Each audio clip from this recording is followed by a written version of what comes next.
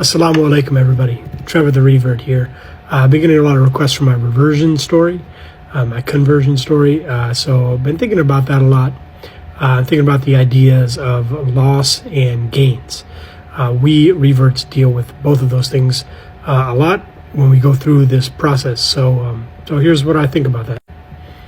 The first and most obvious thing that I think we all experience is loss, because a lot of people in our lives don't understand or do understand fully and don't respect it. So we lose them. They either step away from us or we have to step away from them. For me personally, a good friend of mine thought that I was joining a cult, and my therapist at the time even backed that up. She was like, "Yeah, well, most religions are a cult." And people also try to put that on like other Muslims who you may be around, who may be kind of helping through the process, go through the process. They may blame them, they may villainize them, vilify them. That's definitely something that happened with me and my now wife as well.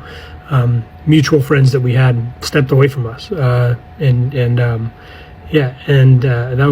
was a really hard process. So we lost a lot in the process.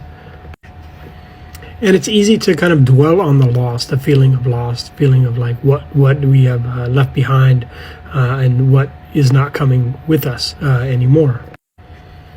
But it's heartening to know that even the Prophet, peace be upon him, went through this too. And here's a supplication that he made from a hadith. Said, "Oh Allah, I seek your protection from an evil neighbor, from a spouse who will age me ahead of time, from a child who will rule over me, from wealth that will become a punishment for me, from a cunning friend whose eyes see me, yet his heart keeps guard over me.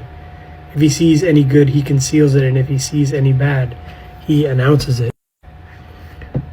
It's too easy to focus on what has been lost, but instead I try to turn my eyes to what has been gained. And what has been gained is literally like 1 billion family members, people from all over the world opening their hearts and arms to me, embracing me, inviting me to their houses. I've gotten messages from people saying, "Come stay with me for Hajj, come stay with me in Iran, come stay in Kenya," and all over the world. It's like so many people really opening their hearts and arms to me as a new Muslim, which is something that goes so far for me in terms of like comparing that to what has been lost. There really is no comparison. What has been gained is infinitely more rewarding, both materially, right here and now, today, and spiritually, for sure, for the hereafter. I feel that intensely and immensely, and I'm ever grateful for that. So thanks to everybody.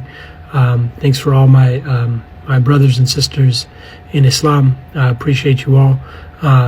Keep me in your du'as, and keep all your non-believing friends in your du'as too, and mine as well, that they may come to see the light, inshallah.